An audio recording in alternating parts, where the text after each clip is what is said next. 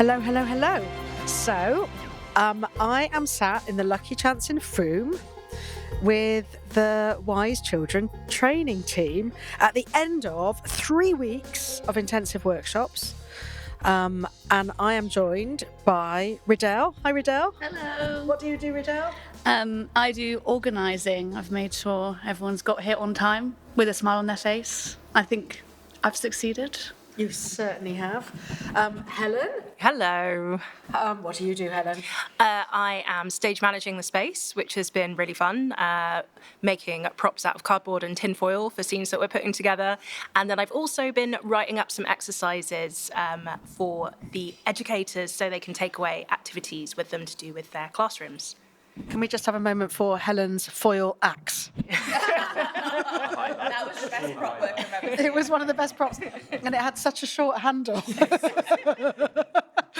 But amazing stage management, and the teacher's pack is a game changer. But we'll come on to that. Hello, my name's Katy Owen.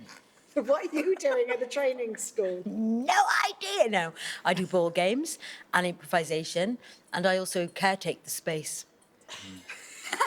We're going to have to return to this because nobody has asked Katy to. You're actually here because of your new title. What's your new title? I'm Wise Children's first ever and probably last ever artistic associate. First and last. I know, but it's you that's taken on the caretaking duties. That's self-elected, and it's partly because I get uncomfortable in crowds, so I need to leave the room, and then I think, well, I'll Have a tidy up. yeah, I'll have a tidy up, put myself to good use, bleach, organise. No, we're not going down this list. But it can be said that the Lucky Chance is the cleanest it's ever been.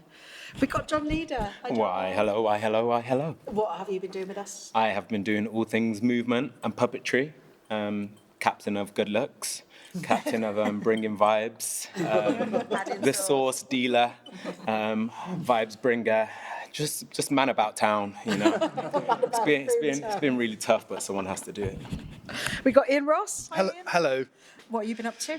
I feel like I wish I'd gone before John. I've been... Man of good looks. yeah, it's like, well, I have been teaching songs, leading warm-ups, helping with writing things, musical, and, what's the word? Orchestrating. Team music. Ideas, team music, yeah. Although it all bleeds. And last but not least, we got the legendary Laura Keefe, who is the head of the training programme. Hey, Laura. Hello. So this is all your brainchild. Well, you know, I think about it, then other people do it. That's that's my role on this. Yeah, so conceive the idea, audition students, select applications, select leaders, and then work with Riddell to make it come to fruition. And then watch you lot do your magic. And maybe play a game. I was going to say, you do a bit more than that. But before we start talking, because it'd be nice to talk about the 3 courses and how they varied. But what you just did was a lot of underplaying. And I've always thought in all my years as working in theatre, is that if nothing goes wrong, everybody thinks it's because what you're doing is easy, but it's actually because it's been really well produced. So I want to say a big thank you to Laura, Riddell and Helen, because nothing has gone wrong. And I mean, we're on the last Friday, last lunch. We're all touching. We're all touching the wooden table. But actually, you've got the right leaders in the room, the right people in the room, and you've got the right participants. And we were just saying they're treated so well. So I'll do the boring bit and then we'll pick it to pieces. So we've done 2 courses that we've done before. We've done the open residency, which is really for anybody who wants to audition of any age. But I would say we're mostly around the 30 mark, that kind of age range, professionals. Then we do the drama school residency, which is second-year drama students picked, 1 each from each school. So they find a whole new little cohort. Those are the people of the future. And then we've just done educators residency, and it's the first time we've taught teachers, and that's the course we're in the middle of today. We're about to say goodbye to them. But shall we start at the beginning, which is the open residency?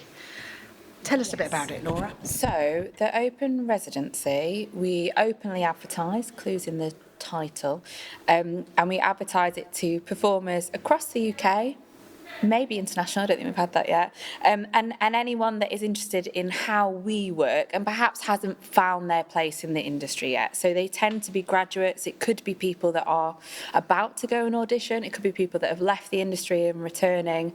And we select 12 people from across the country to come and spend the week with us here at the Lucky Chance, working with all you guys in the way that we work at Wise Children. And it has been an amazing way for us to kind of share our skills and freshen up on that, but also to meet people that we potentially wouldn't have met otherwise, I think. And definitely that people have found their place here with us. And it's taken a few years. How many years have we been running the school?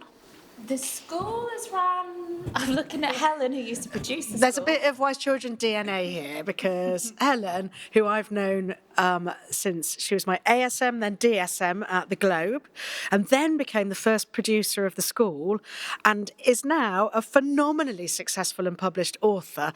So we now just tempt her back every now and again to just come and hang out with us. Is that a fair appraisal of our relationship? Yeah, that's it. I come for my summer holidays in Frome. Come make some theatre.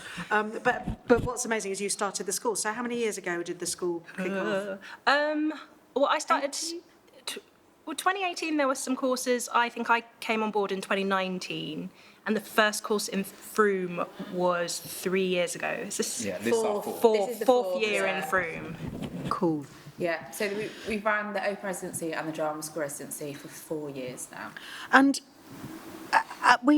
you've been involved in all of them, haven't you, Ian? Yeah. Lots of us have. But we, these things, they take a while to, we're not trained teachers. We don't know what to do. So it's taken us quite a few years to work out what we do. And I think what's unique about the way we work is we work as a team.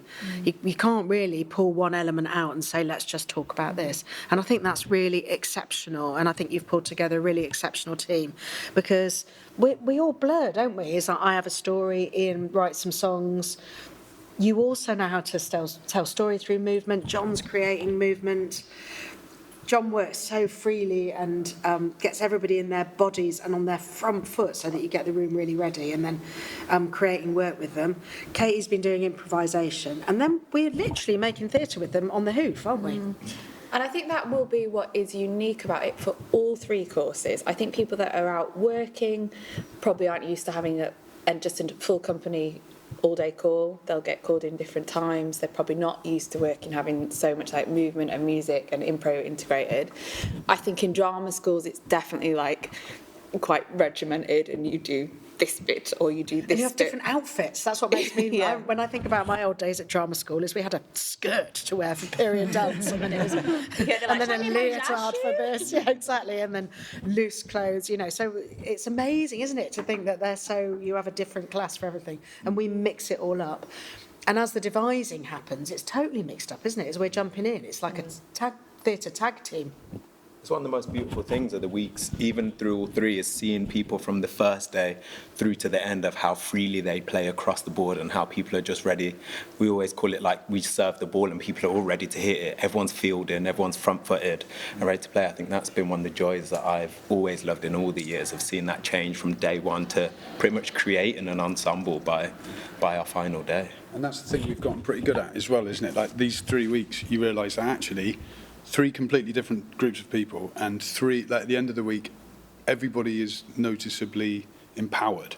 There's something about what we've managed to bottle, which is about, come on, have a go, do that, you're fine, everything's all right, be generous, love each other, here we go, have a sing, have a dance. And like people like genuinely, I think, find a new outlook in terms of their practice and the things that, they want to bring to their practice.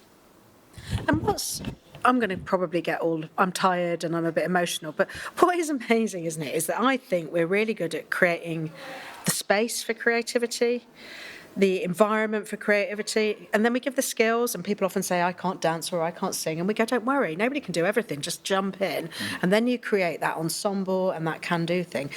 And then without fail, every course, every show, I think perhaps something won't happen.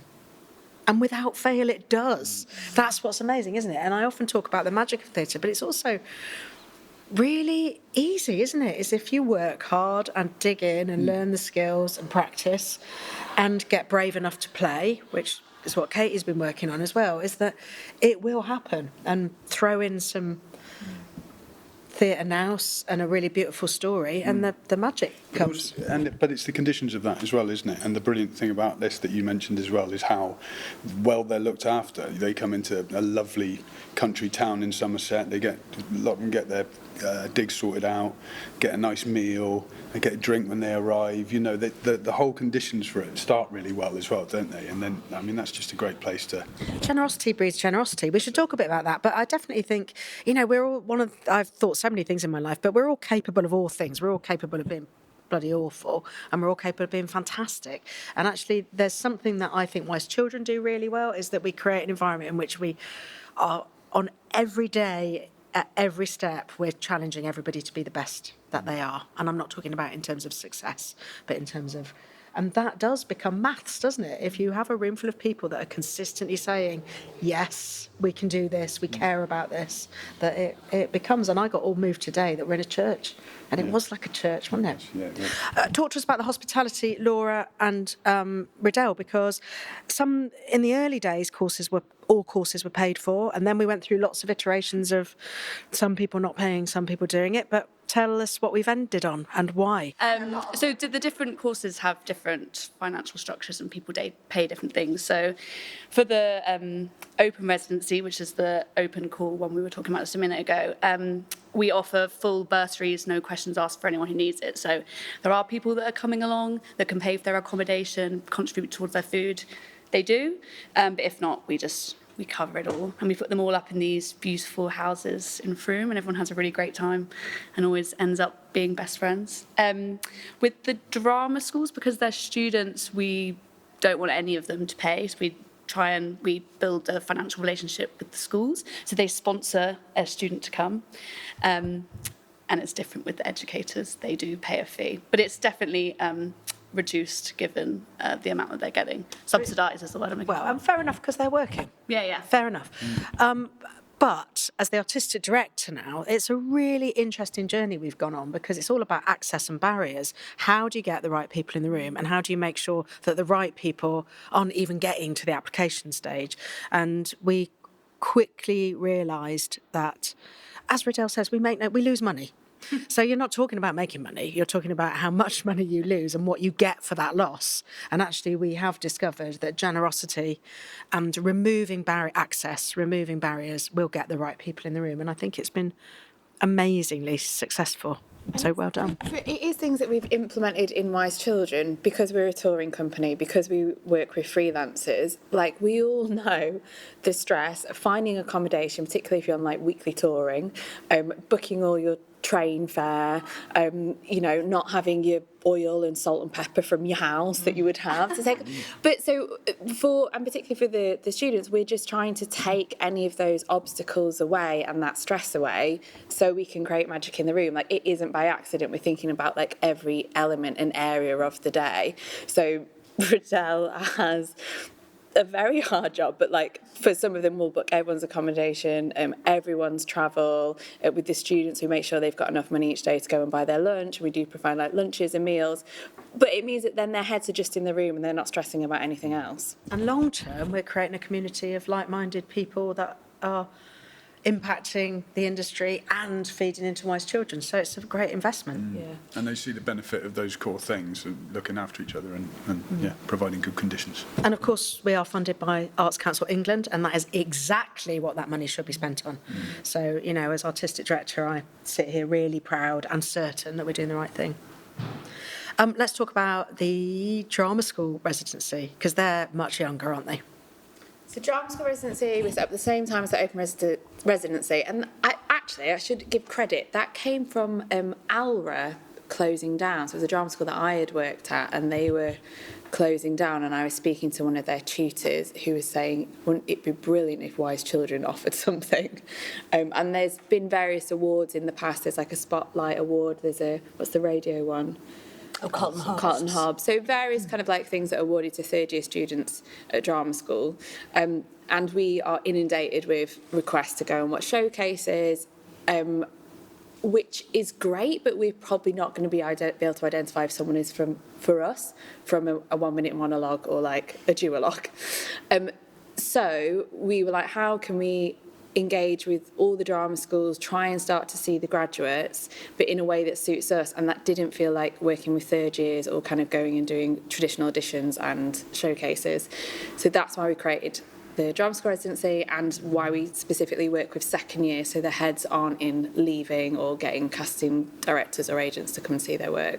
So we see them when they've got some experience under their belt, but they're not already like flying out of the building and they just want to come and learn. And when more. you say we see them, all of you have done these auditions, haven't you? So Katy, John, Ian, And Helen for stage Laura, management. and Helen for stage manager. Yes, we've got stage managers as well. So you get sent out by Laura and Riddell to drama schools. What happens, Katy? They get a brief in which they're presented. They've got to present a sort of 3-minute-ish skit. I'm sure we call it a turn. You keep saying skit. Skit turn. A turn. A turn. All right, so a 3-minute turn. And that can be interpreted. The reason, so Katy always says skit, but skit sounds like a sort of comedy thing, whereas a turn could be anything. Could be a song, could be a... Yeah, you're right. That's quite a narrow passage. It is I admit there's a Rizzler paper between the two. But anyway. The correct term for clarity is a turn. So this 3-minute turn is open to interpretation by the individual, and they are encouraged to sort of show off, for want of a better word, so any skill that they might have, harbouring within them, singing, dancing, acrobatics, mime, finger puppetry, whatever it might be, they will incorporate.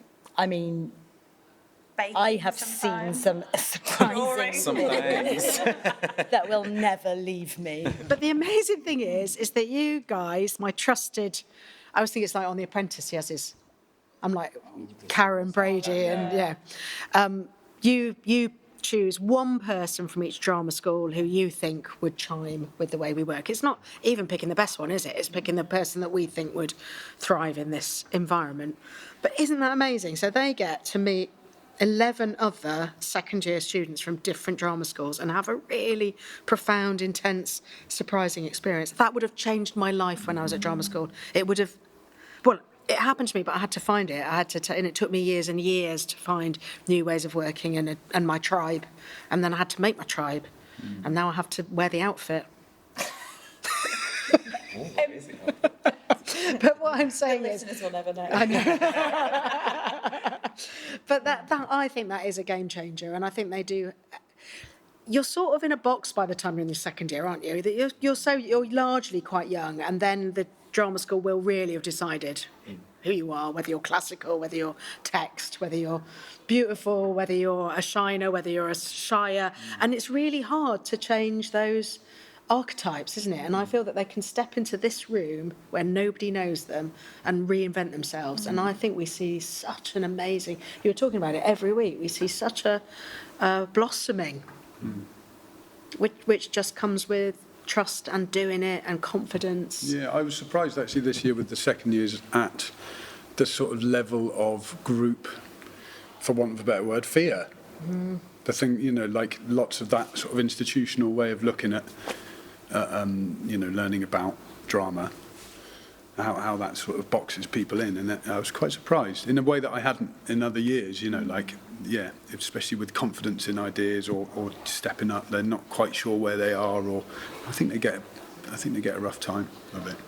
I think young people do, full stop, and actors do. It's so this room is like just across the board. It's not just with the skills and everything, is it? It's really profound, I think. And they're leaving with a WhatsApp group, as the rest are. As you said, 11 new friends that then, particularly for the students, they're going to go into the third year, which is going to be a really stressful time for them.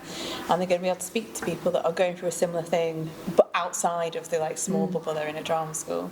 And really becoming a part of the wider Wise Children family. I think what I've loved about this course over the years is seeing the genuine effect of how it then transfers on, like on our Wuthering Heights, Australia or Asia. 3 people in that company had all come through the schools, North by Northwest, Evie come through the schools. I think seeing that amazing connection between us meeting people, falling in love with them here, and seeing the next step of then coming and being involved in shows, I think that's really special and so unique and a great way of meeting people that I think is an absolute joy. Tell us about the stage management student, because the one lucky student is a stage management student. Yeah, so we had a second-year stage manager in the space, and they came in and spent the first day kind of shadowing me and seeing how I am in the room and how I interact with the creatives, the terrifying creatives in the space. And then going on from that, it was a lovely girl called Mika. Mika took over running the space, the timekeeping, jumping up and getting involved when things were being staged, and creating a prompt copy, and I'm just kind of hovering near her if she needs support, or giving her a nod when she's thinking, should I get up and do something? And I'm like, yeah, go. So it's really, we've run it quite a few years in a row now, and I think it's a really good way to empower young stage managers and hopefully keep them in the industry. We need them. We really need them. But what an opportunity. And Mika smashed it. So let's move on to the teacher's residency. It's not called that, it's called the educator's residency. It's not just for teachers. I know, Laura, I know. It's just hard, isn't it, to remember all the lingo that we've made up ourselves. But that has been, this is the first year we've done it, and the thinking is I'm studied on the syllabus, unbelievably. None of us know what is And we don't know what they're teaching. We do not know what is being taught about Emma Rice. It's sort of strange. So we thought this would be a really good way. We don't teach children because we're not trained to. We only teach adults. So how can we affect children? And we actually thought this is the best way to do this is to work with educators and teachers. So we've run this course, and I've loved it. Yeah, it's been a banger, absolute banger. What you've really loved it, haven't you? What have you loved about it? I've loved all 3 weeks, but the Teachers' Week, Educators' Week in particular, they're grown-ups for a start, with history that they bring into the room, and they're what surprised me about them is because they'll say it themselves, they're institutionalised, they're taught the correct way of doing things and the incorrect way of doing things, and this has given them a sense of emancipation from that. That's a big word for me. I don't know where that came from. Damn. I've gone all hot in the face now. A freedom from it, and they've I think we can forget how special this place is, and that our values are often not the norm. And when they come in and they work with us and they're laughing and they're allowed to get things wrong, and in fact actively encouraged to make mistakes and find that is the place where creativity lies, it's a game changer for them. But unlike the students, it's not their fault, they're just terribly young.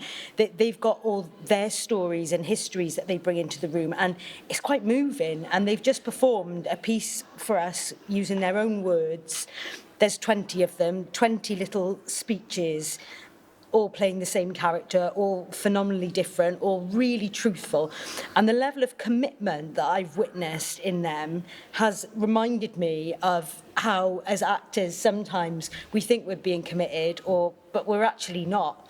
And they've just got this really unaffected, simple commitment to what they're doing, and it's honest and it's brave and it's moving, and they have, like, I just want to grab them and kiss them in an appropriate way.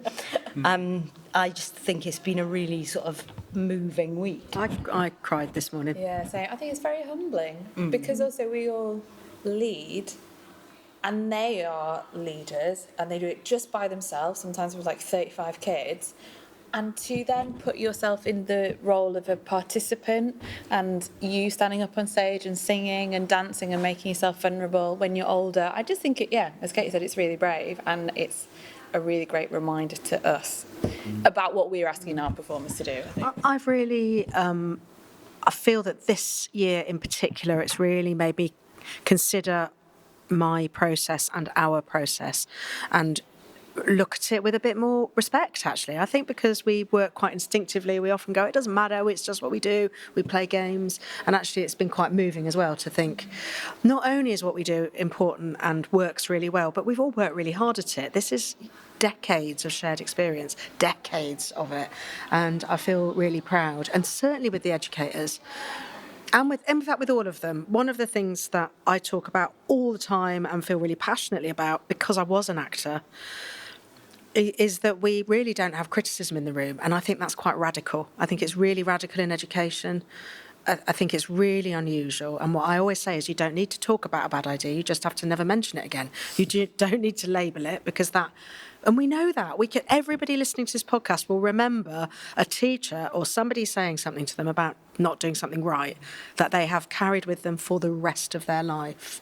And these words, these moments are really powerful. And we, together, we choose to, and we demonstrate every day, a sense of positivity that I think is really radical, and I'm really proud of it. And I'm very proud of you guys. I had a bit of feedback that might be useful as well. Like last night, chatting with them, a few of them, not in the pub, definitely not in the pub. But it was lovely because we talked about, the sort of framework, the education framework they have to work within, and achieving grades and looking after their job, and it's hectic and it's busy and it's hard. But a few of them said that actually the buoying thing is that they've looked at a few things in the way we're doing it, and they'd be like, oh, I might have done that. I might have done that in the room. And rather than doing that with any uncertainty, this has given them a real belief in actually what they already know, which is cool as well, isn't it? They are encouragers, they are educators, they're like us. There's a meeting of worlds and But it's I think we teach often, do less. Do you know? And that's great for them. They've got such busy schedules and so much to consider that we're saying to them, all right, just back off a bit and see what happens and give room to it. And I think that's magic. And I love the idea of it all trickling down. Like, as you said, we're a small company. We can't go out to work with hundreds of children, but us just having 20 teachers in this room this week is going to be hundreds, if not thousands, of young people that are then meeting your work, meeting the way that Wise Children works. There's a thought. Here's to trickle down, and here's to you. It's been really special 3 weeks. Thank you, Riddell. Thank you, Helen. Thank you, Katy. Thank you, John. Thank you, Ian. And thank you, Laura. What an amazing job. Thank you. Thank you, everybody. Thank you, everybody. Now let's play ball.